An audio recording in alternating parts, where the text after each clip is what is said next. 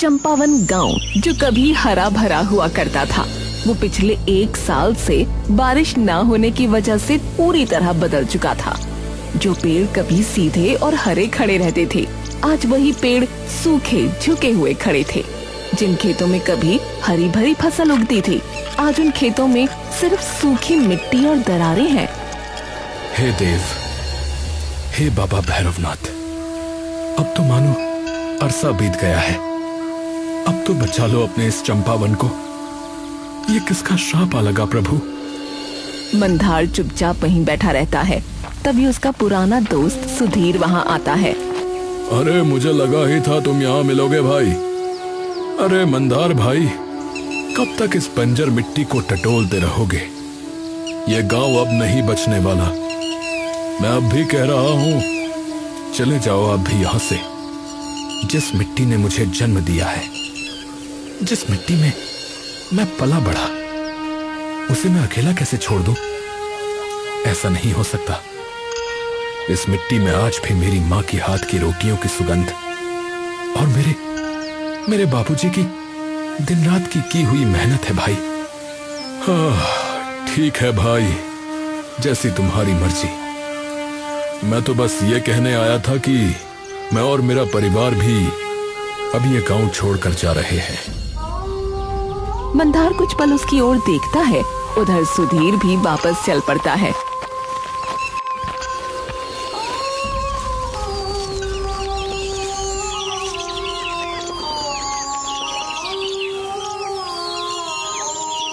मंदार जैसे ही लकड़ी बेचने के लिए गांव से बाहर जा रहा होता है, तभी उसे अपने गांव के कुछ लोग दिख जाते हैं। मंदार चुपचाप उन लोगों को वहीं खड़ा देखता रहता है। धीरे धीरे पूरा गांव खाली होता जा रहा है।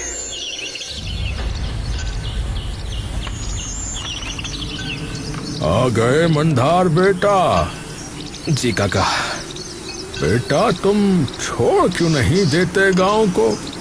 रोज 10 मील आते हो पैदल ये लकड़ी बेचने। अरे कब तक ये सब झेलते रहोगे बेटा? अपनी मिट्टी को पीठ नहीं दिखा सकता हूं मैं काका। हाँ, चंपावन गांव की मिट्टी चाहे कितनी भी सूखी हो बेटा, पर भगवान बहुत है कि तेरे जैसे बेटे जने हैं उसमें। मंदार हल्का सा मुस्कुराता है। बेटा मैं जानता हूँ तुम अपने गांव से बहुत प्यार करते हो, लेकिन अगर ऐसा ही रहा तो गांव के साथ साथ तुम भी नहीं बच पाओगे बेटा। तो बस अपना ध्यान रखना।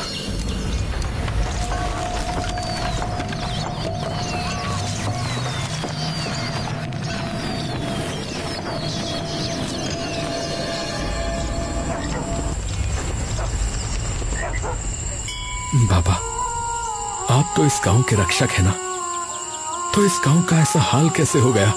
क्या सच में कुछ गलत हो गया? मैं कुछ गलत कर रहा हूं बाबा, इस गांव को ना छोड़कर?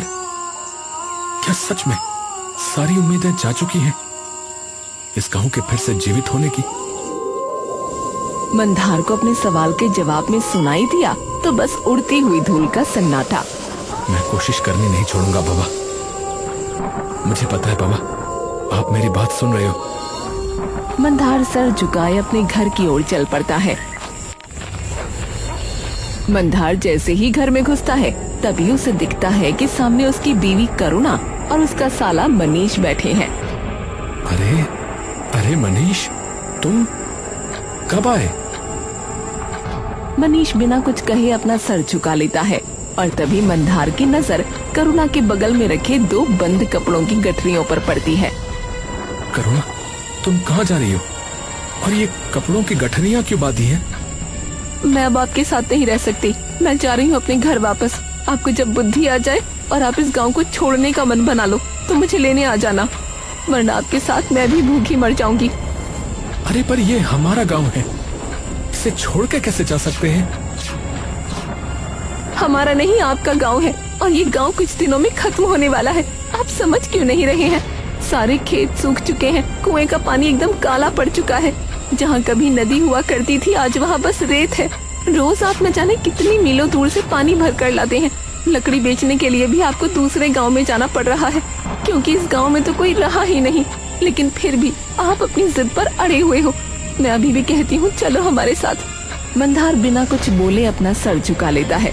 जैसी आपकी मर्जी, आपको रहना है तो रहो यहीं, लेकिन मैं नहीं रहने वाली इस गांव में। चलो मनीष।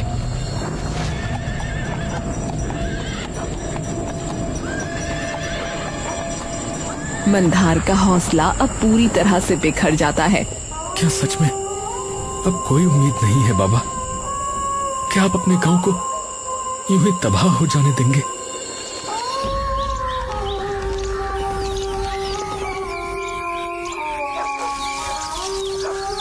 मंदार मटके का ढक्कन हटाकर देखता है कि अब मटके में भी थोड़ा ही पानी बचा है।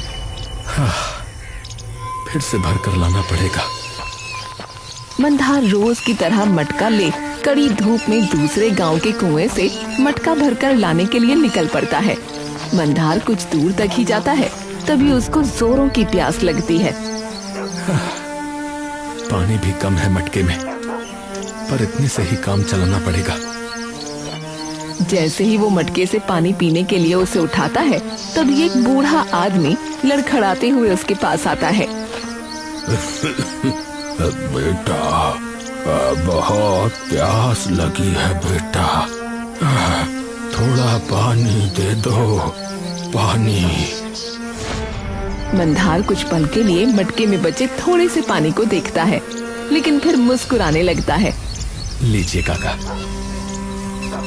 वो अपने हाथों से उन्हें पानी पिला देता है। बूढ़ा आदमी तभी वहाँ से संतुष्ट होकर चला जाता है और मंदार खाली मटका लेकर आगे बढ़ता है। लेकिन कुछ ही कदम चलने के बाद उसकी आंखों के सामने अंधेरा छाने लगता है। उसके पैर डगमगाते हैं और वो गिरने लगता है। मंदार जैसे ही ऊपर देखता है, तभी उसका पूरा शरीर एकदम से मंत्रमुग्ध हो जाता है। उसके मन में भैरव बाबा को देखते मानो कई सारे भावों का ज्वार एकदम से उमड़ पड़ता है। बाबा, भैरव बाबा, क्या ये सचमुच आप ही हैं? अपने सच्चे भक्त के बुरे समय में यदि मैं नहीं आऊंगा तो कौन आएगा पुत्र? मंदार की आंखों से आंसू बहने लगते हैं। बाबा, बाबा सब कुछ छिन गया बाबा। मेरी बीवी चली गई, गांव उजड़ रहा है, खेतों की हरियाली रेत बन गई बाबा। वो लहलहाती फसलें अब सिर्फ यादों की परछाई रह गई हैं। मैं क्या करूं बाबा, क्या करूं? भैरव बाबा शांत स्वर में, पुत्र, बुरा समय हर किसी के जीवन में आता है, पर जो उस अंधेरे में भी अपना विश्वास नहीं खोता, वही सच्चा भक्त होता है। तुम्हारा इस मिट्टी के लिए प्रेम ही तुम्हारी सबसे बड़ी शक्ति है। इस गांव का रक्षक मैं नहीं, तुम हो मंदार। बाबा अपने हाथ से एक मिट्टी का कलश प्रकट करते हैं। इसे लो और इसका जल अपने खेतों में डाल दो। पर इतने पानी से भला क्या होगा बाबा? कर्म तुम्हारा है, फल मुझ पर छोड़ दो। परंतु एक नियम है जिसका तुम कभी उल्लंघन नहीं कर सकते। हाँ, कैसा नियम? तुम ये कलश किसी और को नहीं दे सकते। यदि तुमने ऐसा किया तो वो या उसके अलावा कोई भी मनुष्य इसे प्रयोग तो कर पाएगा, परंतु तुम फिर कभी इस कलश का उपयोग नहीं कर पाओगे। इतना कहकर बाबा धीरे धीरे हवा में विलीन हो जाते हैं। मंदार कुछ पल तक वहीं खड़ा रह जाता है, फिर वो कलश से एक घूंट पानी पीता है।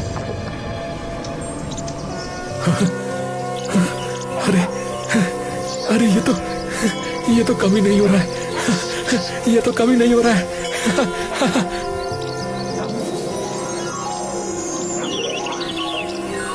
मंदार जैसे ही वो पानी डालने लगता है तो कलश से पानी लगातार बहने लगता है और धीरे धीरे उसका पूरा खेत पानी से भर जाता है। मंदार घुटनों के बल गिर जाता है। आंखों से आंसू बहते हैं।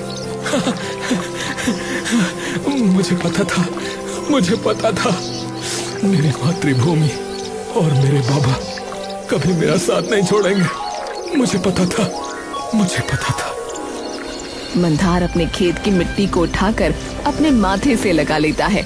धन्यवाद बाबा, धन्यवाद, आपका बहुत बहुत धन्यवाद।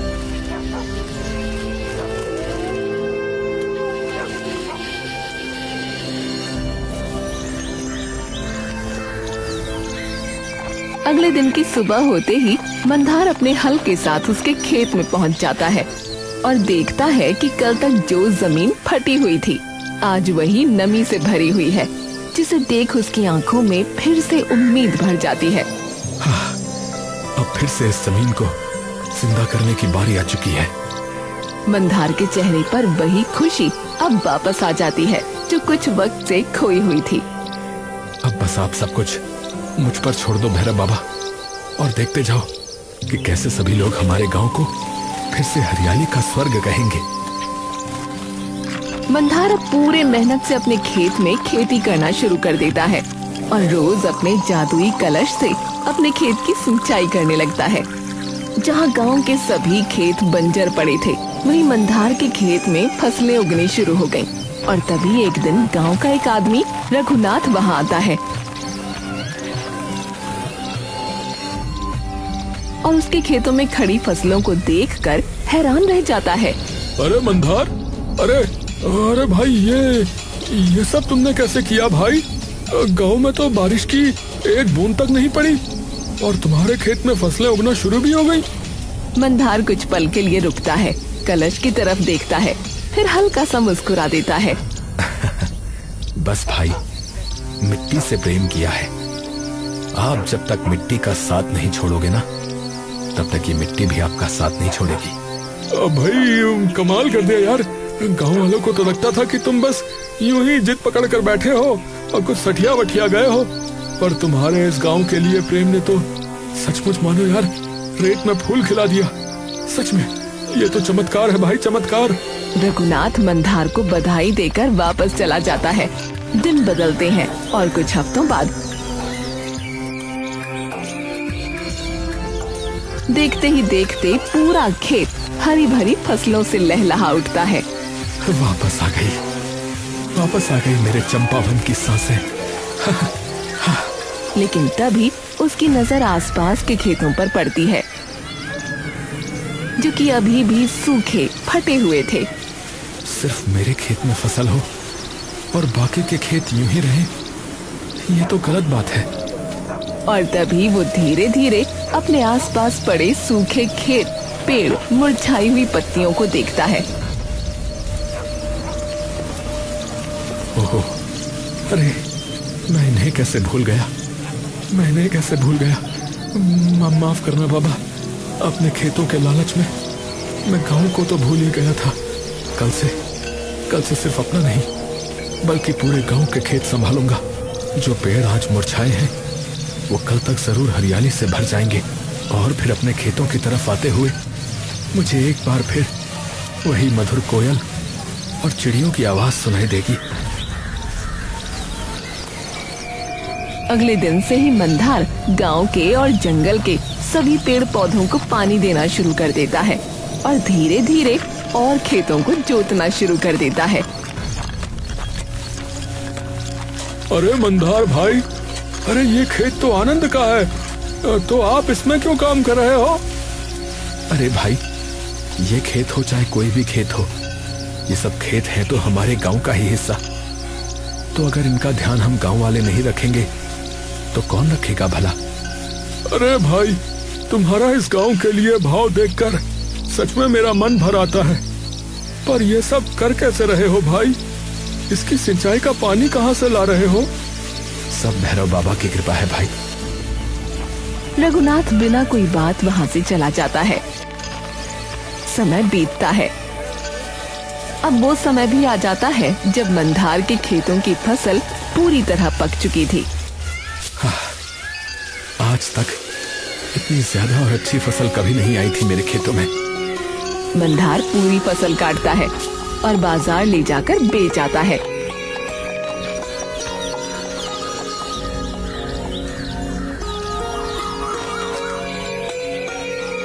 जिसके उसे अच्छे खासे पैसे मिलते हैं। अरे वाह, ये तो कमाल हो गया।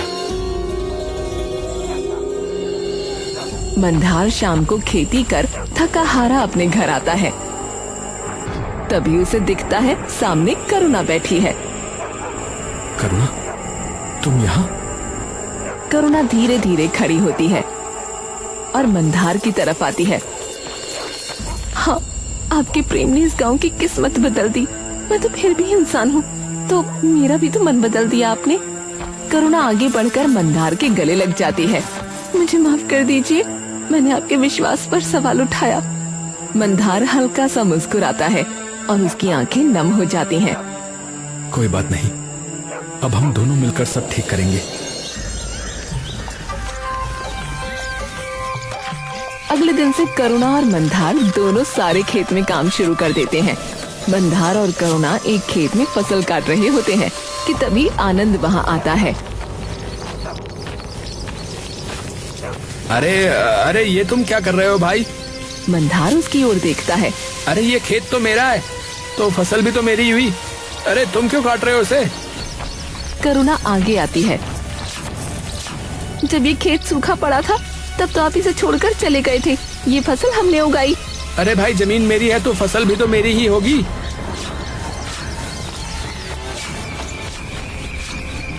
ओहो, तुम हमारी जमीन पर भी खेती करके फायदा उठा रहे हो भाई। ये गलत बात है। मंदार धीरे से आगे आता है और करुणा के कंधे पर हाथ रखता है। भाइयों, आप मुझे गलत समझ रहे हैं। मैं आपकी जमीन पर कब्जा करने नहीं आया। मैं तो बस इस गांव को बचाना चाहता था। सब लोग चुप हो जाते हैं। पर अगर आप ये फसल बेचना चाहते हैं तो जरूर बेचिए। मुझे पैसे नहीं चाहिए। मैं तो बस चाहता हूँ कि हमारा गांव फिर से पहले जैसा हो जाए, जहाँ हरे भरे पेड़ों पर कोयल बैठे, पक्षी गीत गाएं, खेतों में लहलहाती फसलों की खुशबू फिर से हमारे घरों को भर दे। मतलब भाई, तुम्हें पैसे वैसे नहीं चाहिए क्या? और ये फसल भी हमारी है? नहीं, मैं बस चाहता हूँ कि जो लोग इस गांव को छोड़कर गए थे वो वापस आ जाएं। भाई, मैंने जो भी कहा उसके लिए मैं माफी मांगता हूँ भाई। सच में भाई, तुम जैसा निस्वार्थ इंसान हमने पहली बार देखा है। माफ करना भाई।